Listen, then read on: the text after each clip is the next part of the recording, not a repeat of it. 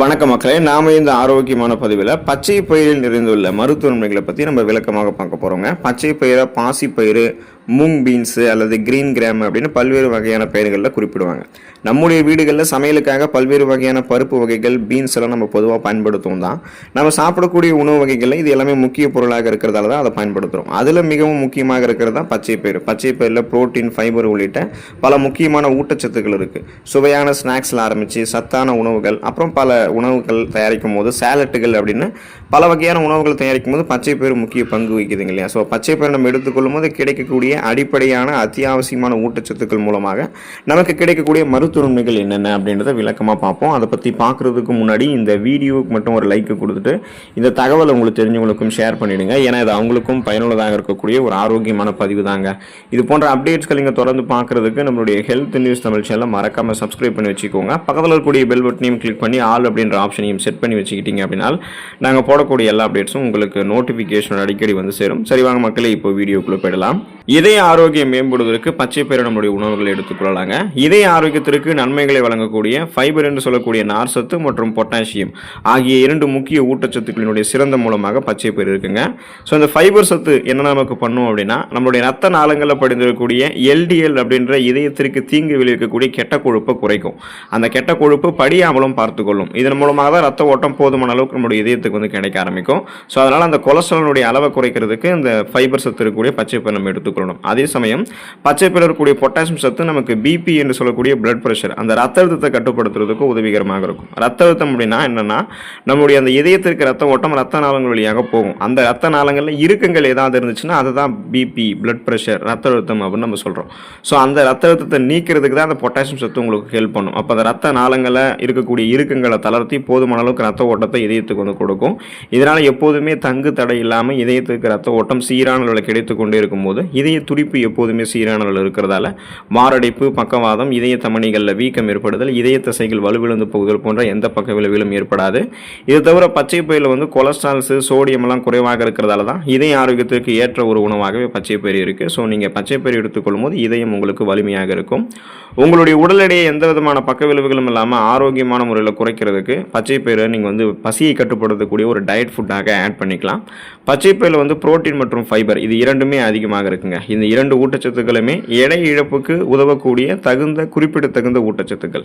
So பச்சை பயிரில் இருக்கக்கூடிய இந்த புரோட்டீன் வந்து மசில் மாசை உருவாக்குறதுக்கு மற்றும் மசில் மாசை பராமரிக்கிறதுக்கும் உதவிகரமாக இருக்கும். அதே நேரம் பச்சை பயிரில் இருக்கக்கூடிய நார் சத்து ஃபைபர் வந்து நீங்கள் சாப்பிட்டதுக்கப்புறம் உங்களை நிறைவாக திருப்தியாக உணர வைக்கிறதுக்கு ஹெல்ப் பண்ணும். இதை தவிர பச்சை பயிரில் வந்து கலோரிகள் குறைவு அப்படின்றதால உங்களுடைய உடல் எடையை குறைக்கூடிய முயற்சியில் நீங்கள் இருக்கீங்கன்னா சிறந்த உணவு தேர்வாக பச்சை பயிர் உங்களுக்கு இருக்கும். இது உங்களுடைய பசியை கட்டுப்படுத்தி தேவையில்லாத அதிக கலோரிகள் நிறைந்திருக்கக்கூடிய உணவுகள், நொறுக்கு தீனிகள், ஜங்க் ஃபுட்ஸ், இந்த குப்பை உணவுகள்லாம் சாப்பிட்டு உடல் எடை இன்னும் அதிகப்படுத்தப்படுவதை முதல்ல ஸ்டாப் பண்ணிடும்.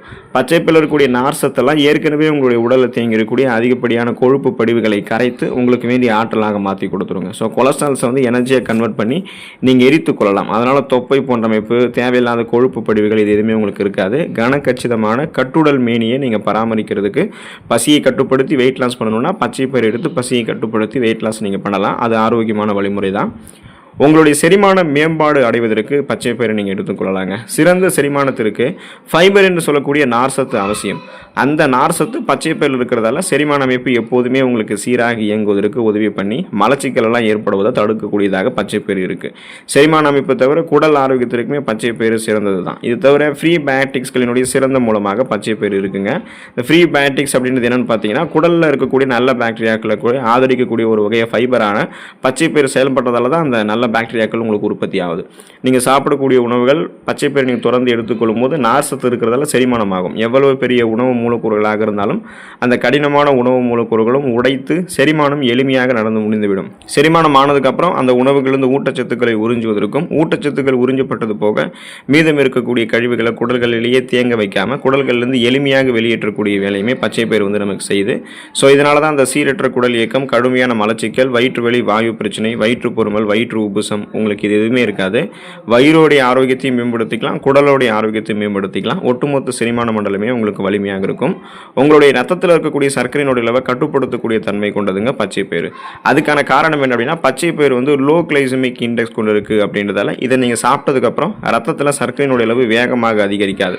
ஸோ லோ கிளைசமிக் இண்டெக்ஸ் அப்படின்னா என்னென்னா, நம்ம ஒரு உணவை எடுத்துக்கொள்ளும் போது அந்த உணவுகள் இருக்கக்கூடிய ஊட்டச்சத்துக்கள், ஃபார் எக்ஸாம்பிள் இப்போ இந்த கார்போஹைட்ரேட்லாம் நம்மளுடைய ரத்தத்தில் இருக்கக்கூடிய சர்க்கரையினுடைய அளவில் எந்த மாதிரி தாக்கத்தை ஏற்படுத்துது அப்படின்றத பொறுத்து கிளைசமிக் இண்டெக்ஸை கணக்கு பண்ணுவாங்க. அந்த மாதிரி லோ கிளைசமிக் இருக்கக்கூடிய உணவுகள் எல்லாத்தையுமே சர்க்கரை வியாதிகள் இருக்கக்கூடிய நபர்கள் எடுத்துக்கலாம். ஏன்னா அந்த உணவுகளில் கார்போஹைட்ரேட் இருக்காது, ரத்தத்தில் உள்ள சர்க்கரையினுடைய அளவை கட்டுப்படுத்தக்கூடிய நார்சத்து போன்ற ஊட்டச்சத்துக்கள் தான் இருக்கும். ஸோ நீங்கள் பச்சை பயிரை சாப்பிட்டீங்க அப்படின்னா அதிகரித்திருக்கக்கூடிய ரத்த சர்க்கரையினுடைய அளவை கட்டுப்பாட்டுக்குள்ளே கொண்டு வந்துடலாம். நாளடைவில் அந்த சுகர் ப்ராப்ளத்திலிருந்து விடுபட்டு விடலாம். எனவே இது நீரிழிவு நிலை அல்லது ஃப்ரீ டயாபெட்டிஸ் இருக்கிறவங்களுக்கு சிறந்த உணவு தேர்வாக இருக்கும்.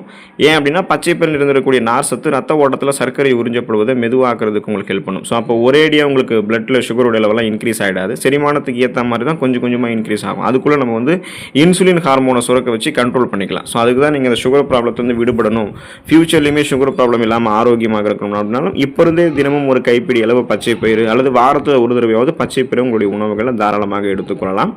நோய் எதிர்ப்பு சக்தி திறனை அதிகரிக்கிறதுக்கு நீங்கள் பச்சை பயிறு எடுத்துக்கொள்ளலாங்க.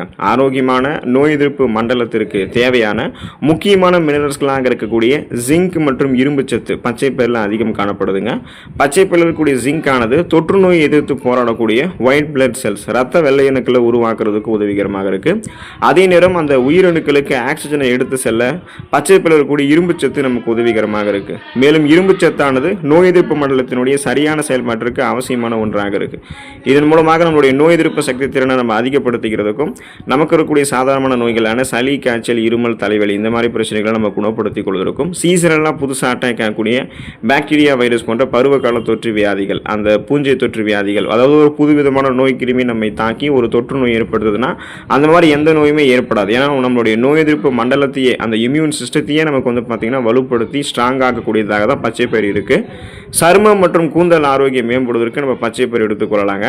நமது சருமம் மற்றும் கூந்தல் ஆரோக்கியமாக இருக்கிறதுக்கு பச்சை பயிரில் இருக்கக்கூடிய புரோட்டீன் நமக்கு பெரிதும் உதவிகரமாக இருக்குது. புரோட்டீன் ஆனது சருமம் மற்றும் முடி செல்களை உருவாக்குறதுக்கும் மற்றும் அதனுடைய சேதங்களை சரி செய்கிறதுக்கும் உதவிகரமாக இருக்குது. மேலும் பச்சை பயிரில் வந்து பயோட்டின் இருக்குது. பயோட்டின் ஒரு நல்ல மூலமாக இருக்குது. இது முடி வளர்ச்சிக்கு தேவையான முக்கியமான விட்டமின் ஆகும். இப்போ நம்ம பச்சை பயிர் வந்து நம்மளுடைய சருமத்தில் அரைத்து பூசணும் அப்படின்னாலும் அல்லது உணவுகளை சேர்த்து கொண்டோம் அப்படின்னாலுமே சருமத்தில் வந்து கோலஜன் உற்பத்தி மேம்படுத்தப்படும். சருமத்தில் வந்து அந்த கோலஜன் உற்பத்தி மேம்படுத்தப்பட்டதுன்னா சருமம் சுருக்கம் இல்லாமல் இருக்கும். ஏன்னா ரத்த ஓட்டம் போதுமான அளவுக்கு கோலஜன் உற்பத்தி இருக்கும்போது சருமத்தில் பாய ஆரம்பிக்கும். நீரேற்றமாக நம்மளுடைய சருமம் இருக்கிறதால வறட்சி அப்படின்றது நம்ம சருமத்துக்கு இருக்காது. முகப்பொருட்கள், கண் கருவளையங்கள், கரும்புள்ளிகள், வயதான சுருங்கிய தோலமைப்பு, கோடுகள், கரைகள் கொண்ட மாசு மறுவடைந்த சருமம் எல்லாம் இல்லாமல் மின்னக்கூடிய பளபளப்பான மிருதுவான சருமத்தை, ஒரு சாஃப்ட் அண்ட் ஷைனிங் ஃபேஸை பச்சை பயிறு நமக்கு கொடுக்குங்க.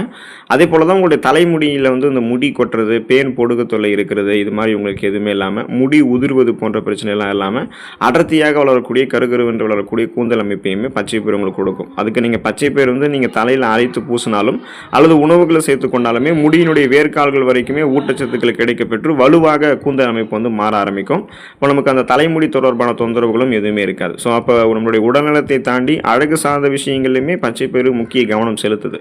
நீங்கள் பச்சை பயிறு தொடர்ந்து பயன்படுத்தி கொண்டு அதில் இருக்கக்கூடிய மருத்துவமைகளை பெற்று நலமோடு வாழக்கூடிய வாய்ப்பை பெற்று ஆரோக்கியமாக இருக்க பழகிக்கோங்க. உடல் நலத்தை பராமரித்துக் கொள்ளுங்கள். அடுத்த ஆரோக்கியமான பதிவில் மறக்காமல் சந்திப்போம். நன்றி மக்களே.